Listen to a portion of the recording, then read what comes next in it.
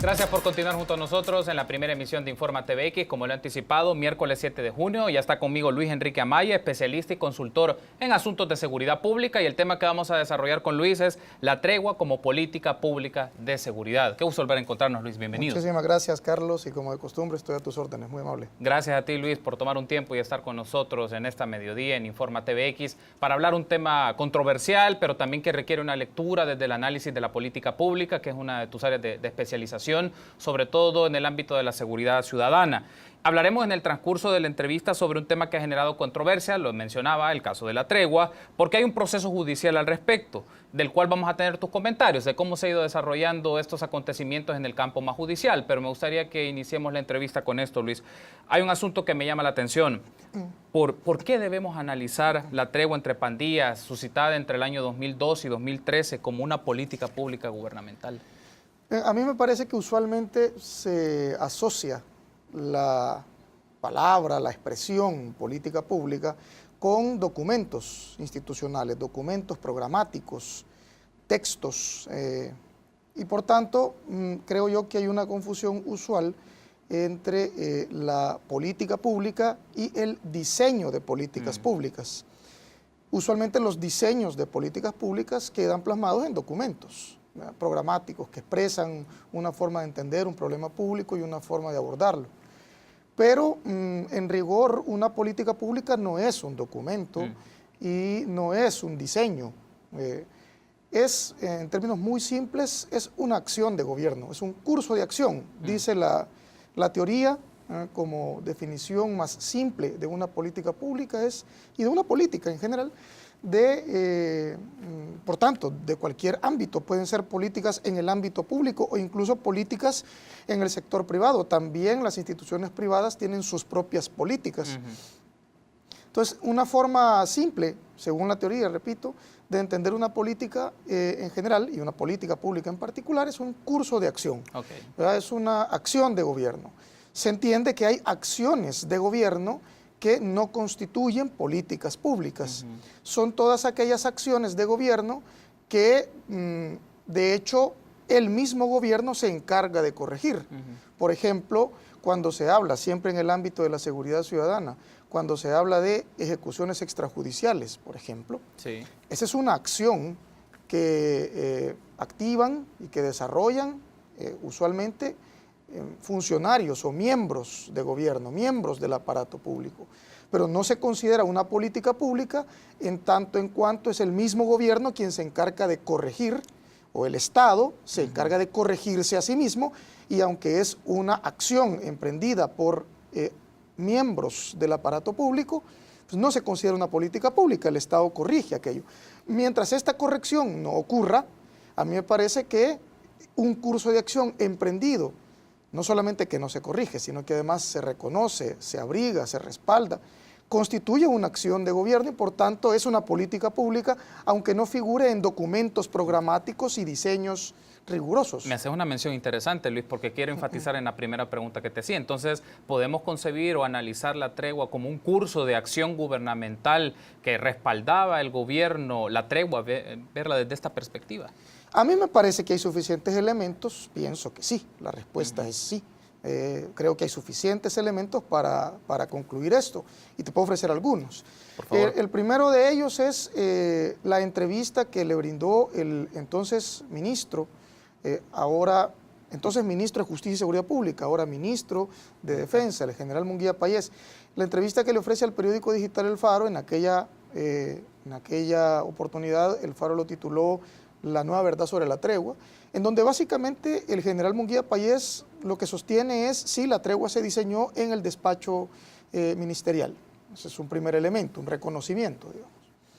Un segundo elemento que uno puede encontrar es el reconocimiento que también hace el presidente Funes en la Asamblea General de Naciones Unidas en septiembre de 2013, en donde dice, se ha suscitado, él entonces utilizó la expresión, un pacto de no agresión entre pandillas juveniles, entre las principales pandillas juveniles del país, y reconoce en su alocución frente a la Asamblea General de Naciones Unidas que el gobierno ha servido como facilitador del proceso. O sea, admite tener alguna clase de rol en aquel en aquel ejercicio, digamos. En aquel momento él decía facilitador. Todavía quedan muchas dudas de qué es exactamente facilitar algo y creo que hay de nuevo elementos para darle contenido a aquella expresión, pero el presidente Funes sencillamente dijo facilitador.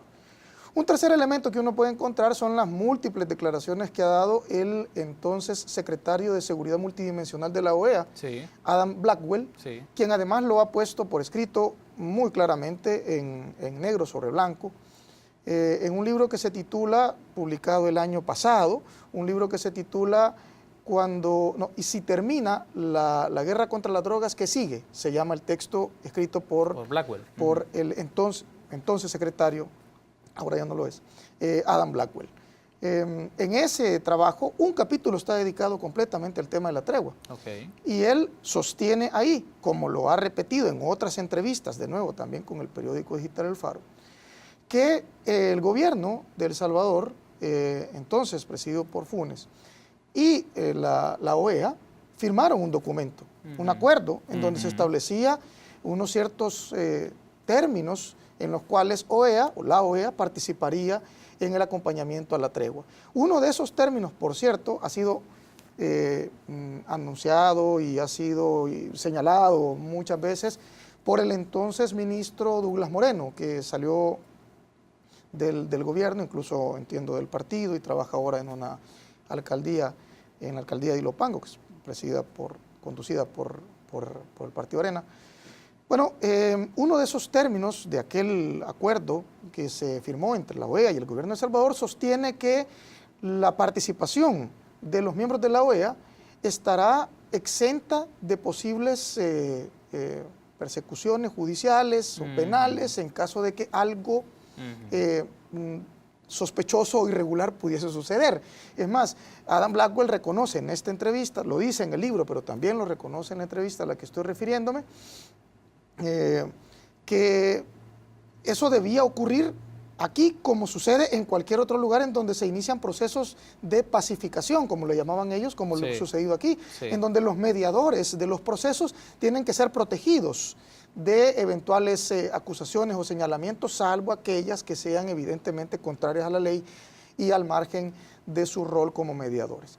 Las declaraciones de Munguía Payés, la alocución de Funes en la Asamblea General de Naciones Unidas, las declaraciones del secretario de Seguridad Multidimensional de la OEA, bueno, todo el despliegue territorial que hubo en la llamada segunda fase de la tregua, en donde se desplegó aquel programa llamado Municipios Libres de Violencia, que originalmente era municipio santuario, en donde habían además distintas alcaldías y alcaldes y alcaldesas participando en eso, originalmente 11, luego subieron a 13, y en todas estas reuniones en donde habían firmas de pequeños acuerdos locales entre pandillas y autoridades, con la presencia del entonces ministro de Justicia, el general Munguía Payés, etc. En virtud de todo esto, uno no puede sino deducir o concluir que el gobierno acompañó aquel proceso, lo hizo suyo, de hecho lo mostró como tal en Naciones Unidas, firmó compromisos con OEA en este sentido, luego apoyó otras iniciativas, la Fundación Humanitaria, fue también un proceso que apoyó el Comité Técnico de la Tregua, o sea, se construyó un andamiaje. Exactamente, que le dio viabilidad. Decir que aquello no representa una política pública creo que sería incorrecto. Si no lo hubiera sido, el gobierno tendría que haber hecho lo que, como decía al inicio, se hace con todas las acciones que no le parecen propios de una política pública, que es desdecirse, corregirlo, incluso enjuiciarlo si fuese el caso. En fin. Es más, Luis, ha hecho una lectura panorámica que me parece muy interesante y ha señalado puntos por qué se puede entender la tregua como una política pública de seguridad. Y en función de declaraciones que ahí están registradas, documentos institucionales y demás. Pero quiero regresar en este momento en el tiempo y David Munguía Payés, en respuesta a las declaraciones que brindó hace unos días el fiscal general de la República, Douglas Meléndez, quien había calificado a la tregua, cito, como cochinada institucional y que permitió a las pandillas expandirse y adquirir armas, según lo dijo el fiscal general. Reaccionó el ministro de Defensa, Munguía Payés, alegando que eso lo fuera a decir a la OEA y al Consejo de Seguridad. De esto quiero retomar dos afirmaciones para tu lectura. La primera es la relación que hace el fiscal general de la República entre tregua y aumento de la fuerza de las pandillas, porque en su declaración en la Asamblea Legislativa dijo esto: ¿Puede ser válida esta afirmación que ha mencionado el fiscal general de la República desde el análisis o la investigación de la política pública? O sea, a mí me parece que hay que distinguir cosas, ¿verdad? Dos por lo menos. Número uno, el concepto de tregua, ¿verdad? Por una parte, que puede ser llenado como concepto con distintos contenidos específicos y con distintas acciones y medidas particulares. Y el concepto en cuanto tal, en abstracto, yo creo que no debe ser satanizado ni descalificado, ¿verdad? En un país como el nuestro, tan proclive a las visiones extremas sobre las cosas, en donde rápidamente se adopta una visión triunfalista sobre algo o derrotista sobre eso mismo. En fin, yo pienso que la tregua no debiese en principio, así, sin contenidos concretos, y por tanto que puede ser operativizada de distintas maneras, no debiera ser, creo yo, descalificada de tajo y tan rápidamente, número uno.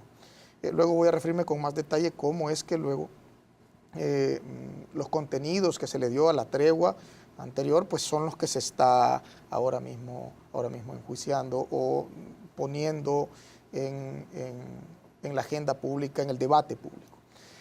Esto en primer lugar. Y en segundo lugar, la posible evolución o el efecto que la tregua pudo haber tenido sobre la evolución de las pandillas. Porque las pandillas nos han demostrado que han evolucionado en los más variados escenarios nacionales. ¿Verdad? Cuando se efectuó todo o cuando se desarrolló, por ir más atrás, cuando se desarrolló toda la etapa inicial del fenómeno de las pandillas, en donde el Estado, encontramos nosotros en las revisiones históricas que hemos hecho, algunas de ellas publicadas, por supuesto, en donde el Estado no le prestó la debida atención al fenómeno, más bien lo pasó por alto, hubo un poco de descuido con respecto al aparecimiento de grupos como las pandillas. Estoy hablando de principios de los 90. Cuando esto ocurrió, la posible inactividad del gobierno pues permitió la evolución de las pandillas. ¿Sí? Cuando luego se desarrollaron planes como el Mano Dura, en el caso de Flores, pues evolucionaron las pandillas.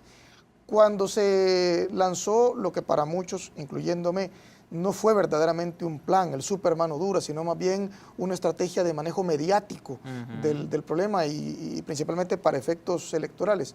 Pero aún así, aquello se dice, pues tuvo un efecto y complicó aún más el problema de las pandillas. Y finalmente la tregua. Entonces, en distintos escenarios y con distintas medidas, las pandillas han seguido evolucionando a peor. Ahora, o sea, se ha ido complejizando y agravando el problema. Por tanto, decir la tregua es la causante del problema y el origen de la estructuración de las pandillas, y es ahí cuando empezó el verdadero problema a ponerse serio, yo creo que es demasiado. O sea, el problema venía incubándose desde antes. Voy a lo primero. El tema de los contenidos específicos que tiene esta tregua, o que tuvo la tregua en El Salvador. Vaya, ¿qué es lo que se está persiguiendo o lo que se está poniendo, repito, en el debate público? No creo yo que sea correcto que se esté enjuiciando sin más a la iniciativa de dialogar. Yo no digo que con grupos al margen de la ley con el propósito de negociar cosas, pero es que hay iniciativas en otros países, hay experiencias en otros lugares que han mostrado que aceptando que estas personas, quienes hayan cometido delitos, tienen que pagar por ellos, tienen que rendir cuentas ante la ley, ante la sociedad, en fin, salvando eso y teniéndolo en cuenta sin ninguna duda, luego iniciar procesos de integración de estos grupos, aquellos que ya cometieron delitos y pagaron por ellos, o aquellos que están intentando iniciarse y no los han cometido todavía, y que para la sociedad muchas veces es lo mismo, ¿verdad? Tan pandillero es el niño de 8 o 9 años que empieza a prestar servicios de informante local y en la comunidad X o Y. Tan pandillero es este niño como el más experimentado y miembro de pandilla incluso de más edad, ¿verdad? Personas que dejaron de ser niños y que dejaron de ser jóvenes hace muchos años. Tan pandillero es este señor muy grande como este niño muy pequeño. Esto no es correcto. y experiencias en otros países. Los Ángeles es uno de ellos, es decir, la ciudad de Los Ángeles en los Estados Unidos. Es decir, Estados Unidos tiene varias experiencias interesantes, Chicago es una, pero me refiero a la de Los Ángeles en particular. Ahí ha habido un trabajo dirigido por la Iglesia, por cierto, por la Iglesia Católica en aquel caso, trabajo interesantísimo de recuperación de miembros de pandillas que ha supuesto un diálogo permanente con estos grupos, ¿verdad? Aquí ya solo la posibilidad de dialogar es mal visto. Exactamente. Claro, yo entiendo que la gente se indisponga ante esa posibilidad si se tiene en cuenta que en la experiencia nuestra, diálogo ha supuesto la acusación de introducción de objetos ilícitos a prisiones, la acusación de asociaciones ilícitas, la acusación de actos arbitrarios, la acusación de administración fraudulenta. Claro, si la tregua en El Salvador supuso o requirió la comisión de delitos como estos, que todavía no está aprobado, por cierto, o sea, hay que ser cuidadosos. Las personas que están siendo enjuiciadas por esto, para todo efecto práctico, son inocentes este momento. Entonces, si estos delitos se comprobase, todavía no está comprobado, que se cometieron, por supuesto que uno entiende la indisposición con una estrategia como la que tuvimos. Tengo que interrumpirte, Luis, porque tenemos que hacer una pausa, pero me gustaría que en el segundo bloque ampliemos esta última valoración que nos brindas. Me parece interesante este tema de la posibilidad de acercamientos o diálogos que puedan existir entre pandillas, funcionarios gubernamentales y actores sociales, pero también esta lectura, si la tregua desembocó en una serie de actos o presunciones de actos ilegales, ¿cómo se debe de analizar entonces? De momento, permítanos una pausa. Regresamos. Gracias por continuar junto a nosotros en la primera emisión de Informa TVX. En la mediodía de este miércoles 7 de junio me acompaña Luis Enrique Amaya, especialista y consultor en asuntos de seguridad pública, y estamos haciendo una lectura de la tregua como política pública de seguridad. Retomando una idea que traemos del bloque anterior, Luis, me llama la atención este aspecto. ¿Podríamos entonces afirmar, o por lo menos poner al análisis de nuestros amigos y amigas que nos sintonizan en este momento, que la tregua le afectó la opacidad ante la opinión pública? Es decir, que se tuvo que conocer a través de un proceso de periodismo de investigación y de reportajes que hizo el periódico digital El Faro, y también el tema de que el gobierno pudo haber desarrollado en este conjunto de acciones, en este curso de acciones, prerrogativas a pandillas que significa, o que en este momento se está discutiendo en el campo judicial, actos fuera de la ley. Yo pienso que sin ninguna duda una estrategia de comunicación más clara, mejor estructurada, más franca, hubiese sido más útil. Ahora, esto no hubiese garantizado necesariamente que las cosas hubiesen avanzado de forma distinta, porque de hecho, esto primero no lo estoy diciendo solamente yo. Una vez más, el señor Blackwell, el entonces secretario de Seguridad Multidimensional de la OEA, ha reconocido que esa fue una de las importantes carencias del proceso aquel. Evidentemente, otras carencias que uno puede encontrar es que, como la tregua, repito, puede ser como concepto, un concepto demasiado genérico, como que es la ausencia o el cese de hostilidades, pues no dice mucho, ¿no? Entonces, la tregua o el diálogo entre grupos como las pandillas nuestras puede ser llenado, ese concepto puede ser llenado con distintos contenidos específicos y acciones particulares. Siempre se pensó que carecía, al no tener estos contenidos específicos, carecía de un adecuado andamiaje jurídico, ¿no? O sea, cuál era el marco legal que daba soporte a las acciones de gobierno en esta dirección. Es parte de lo que se mencionó y yo creo que sin duda hay razón en eso. Pero por referirme en particular al tema de la estrategia de comunicación, creo que hubiese sido sin duda importante. Blackwell reconoce que esto es algo que hizo falta, lo reconocen otros, Mijango lo dijo en su momento, etcétera. Recordarás que yo mismo hice un trabajo que se publicó con el boletín de la OMS sobre el tema de la tregua, lo publicamos con la Universidad de Arizona, y lo que nosotros encontramos evidentemente es que esto hizo falta. Ahora, que no es garantía, pienso que esto es importante tenerlo en cuenta, no hubiese contribuido sin ninguna duda, pero que esa era la garantía de que la cosa hubiera avanzado de forma diferente, no estoy tan convencido, porque la opinión pública en el país es muy difícil de que acepte, que admita una estrategia como esta, de manera que podés comunicarle a la opinión pública con mayor claridad las cosas y algunos te van a entender y algunos probablemente van a aceptar, pero otros no lo van a admitir bajo ninguna circunstancia. Entonces, ¿qué tanto de la opinión pública habría variado? Para mí es difícil ahora.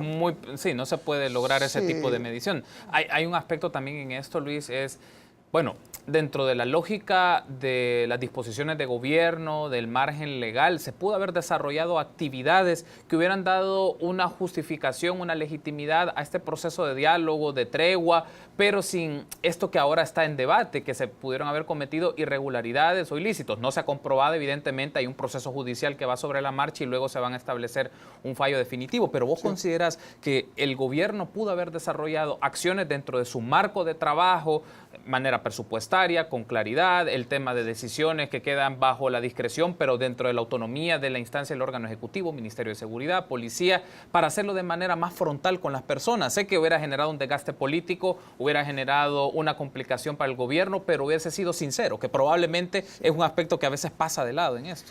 Mira, yo estoy seguro de que se pudo haber planteado se pudo haber planteado aquello de forma más franca y transparente. Repito, experiencias en Estados Unidos, países como Estados Unidos, ciudades particulares como Los Ángeles, que tienen un problema tan serio de pandillas, muchas de las expresiones, de las formas de nuestras pandillas, de hecho, se han alimentado de la dinámica de las pandillas en Los Ángeles, de manera que nosotros conocemos mucho lo que sucede en una ciudad como esa.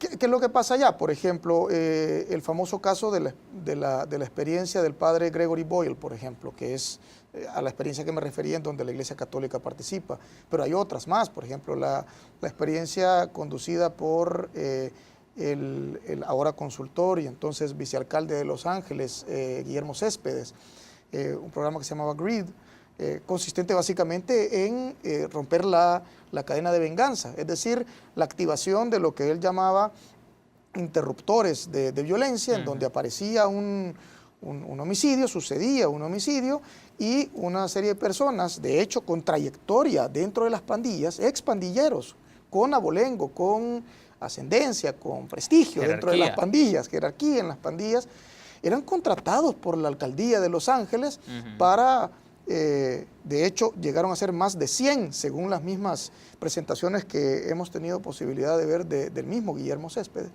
Llegaron a ser más de 100 personas que ya habían tenido una vinculación con las pandillas y que habían cumplido con la ley, en fin, y por tanto ya no le debían ni a la justicia ni a la sociedad penas por delitos cometidos, en fin.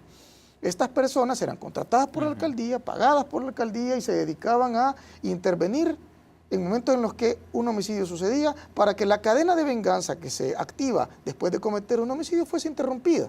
Y entonces de este modo se logró controlar los homicidios por venganza. Sí.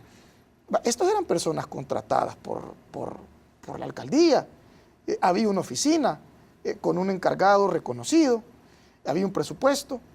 Claro, lo que nos decía Céspedes en varias ocasiones es, esto no fue fácil, la opinión pública no es solo complicada en El Salvador, también lo era en Los Ángeles. ¿Cómo es que tienen contratados a exdelincuentes, ¿verdad? Y no a personas que han tenido una vida ejemplar? Bueno, sí, decía, yo entiendo ese razonamiento, nos dijo muchas veces Céspedes, pero hacía un análisis básicamente financiero, ¿verdad? ¿Cuánto nos cuesta un homicidio, atender un homicidio? ¿Y cuánto nos cuesta estarle pagando a estas personas? Es mucho menor lo que se invierte en el salario de estas personas que nos ayudan y mucho más en homicidios, en fin. Él, a través de un análisis financiero, intentaba resolver el debate. Sé que esto para muchos no es suficiente y yo estoy de acuerdo que es insuficiente. Hay valoraciones de otro orden, no solamente financiero, que hay que hacer. Pero lo que digo es que ha habido experiencias en las cuales un planteamiento más franco, más abierto, se hace más viable. eventualmente. Y hay otro aspecto, Luis, para agregarle a esta lectura, es que los partidos políticos buscaron a las pandillas. Digamos, los videos que luego se publicaron de representantes del partido Arena y del FMLN en procesos de acercamiento, te dice entonces que en la práctica los partidos los miraban. Claro, el gobierno tuvo en aquel momento el ministro de Seguridad y los focos o los énfasis iban hacia ellos, pero también los partidos políticos nos daba la impresión que fue como un efecto, no sé si decir colateral, de este proceso. Los partidos buscaron a las pandillas. Las iglesias también lo hacen, actores de ONGs también lo hacen. Entonces, ¿qué es lo que pasa? ¿Cómo podemos ver esta lectura? Me quedo con el caso de los partidos políticos sí. En específico. Sí, yo estoy convencido de que en este caso en particular y en esta experiencia con respecto a la tregua, quien ha mostrado más consistencia con respecto a su posición es la opinión pública. La opinión pública es la que te dice, no nos gusta esto. Sí. Creo yo que ahí hace falta un poco más de trabajo de pedagogía social, de que el gobierno explique la lógica con la cual ha concluido esta es una vía importante, que no suponga necesariamente, como no lo ha hecho en otros casos, cometer hechos o acciones al margen de la ley, sí, que repito, todavía no se ha comprobado, pero si se comprobase, estos hechos al margen de la ley no son necesariamente consustanciales a los ejercicios de diálogo con grupos como las pandillas. No tiene por qué ser un requisito indispensable para la conducción de aquello. Puede hacerse de manera más franca y correcta, por llamarlo de algún modo.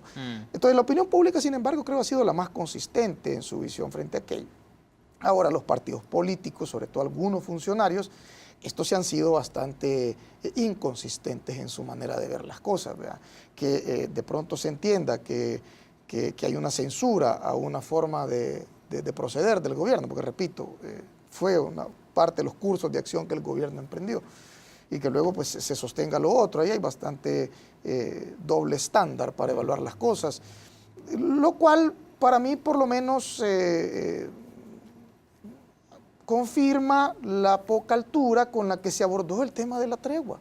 O sea, la tregua nunca se abordó, creo yo, con el suficiente rigor, con el suficiente debate. Rápidamente saltamos a descalificarla por completo o a presentarla como lo mejor que ha ocurrido. Mauricio Funes hizo una declaración a la que yo me refería, o una locución, en la Asamblea General de 2013, de Naciones Unidas, pero ya había hecho una en la Asamblea General de 2012, en donde no se refirió a la tregua ni al rol facilitador del gobierno, pero sí empezó a decir que en el país estaba sucediendo un fenómeno novedoso, que es que los homicidios habían reducido drásticamente. Entonces, rápidamente presentamos esto como el mayor triunfo y rápidamente, desde otra perspectiva, como el peor de los fracasos. Yo creo que la tregua, como muchas acciones de gobierno y como muchos fenómenos de la realidad, no son ni tan buenos ni tan malos en sí mismos, y no hay posibilidad de saberlo sin duda al inicio, sino que supone un proceso de investigación. Por ejemplo, a mí me queda todavía pendiente todo el tema de la autoría intelectual del tema de la tregua. Es más, Luis, perdón que te interrumpa, nos quedan más o menos un par de minutos, pero quiero aprovechar esta mención que tú haces, porque lo tenía aquí un poco en los tópicos a platicar contigo. Es, bueno, en este momento el proceso judicial está llevando a 18 personas, entre ellos Nelson Rauda, Raúl Mijango, un agente policial Juan Roberto Castillo y Óscar Aguilar Hernández. Y para nuestro periódico digital informatvx.com brindó declaraciones Mario Pérez Bennett, que es representante legal de Óscar Aguilar Hernández de la Policía Nacional Civil, y él mencionaba esto de...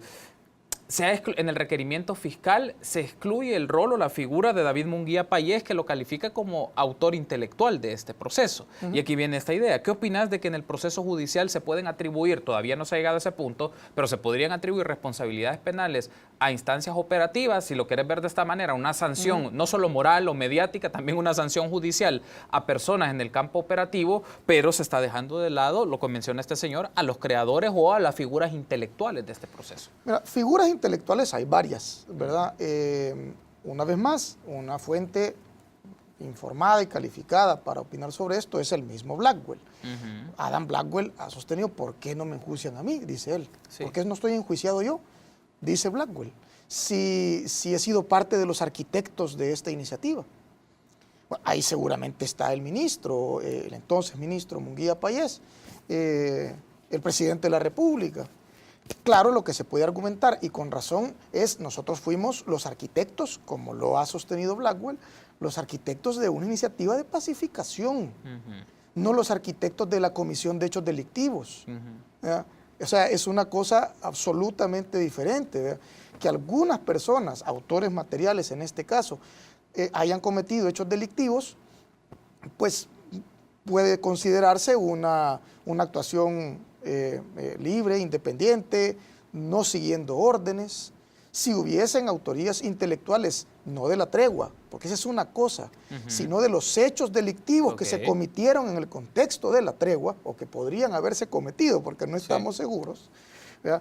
Esos autores intelectuales tienen que también rendir cuentas a la justicia, pero es por la comisión de esos probables hechos delictivos, no necesariamente. No por la tregua en sí misma. Exactamente, esto es lo que a mí me parece que es importante distinguir, ¿verdad?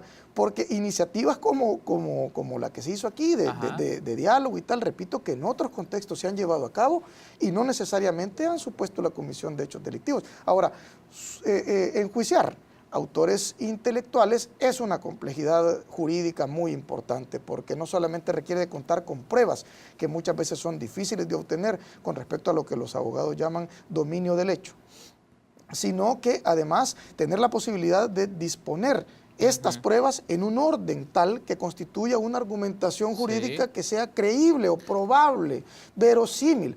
Tenés que tener entonces pruebas privilegiadas y una argumentación, una hilvanación verosímil de cómo se relacionan estas pruebas, y yo creo que ahí estriba la enorme complejidad de enjuiciar autores Por eso te intelectuales. decía, la pregunta que vimos en el bloque anterior y lo discutíamos es, ¿era posible formular una tregua sin prever un escenario o no cometer ilícitos o actos ilegales? Que es un asunto, porque digamos, el gobierno pudo haber desarrollado medidas claras hacia la opinión pública, de movimiento de recursos, como tú mencionabas el caso de Los Ángeles, contrataciones de personas, pero mencionándolo tal cual a la opinión pública. Pero entonces el riesgo está, y yo estoy concuerdo contigo en esa separación. Un tema es la tregua y ese proceso de acercamiento, de discusión política, de negociación social.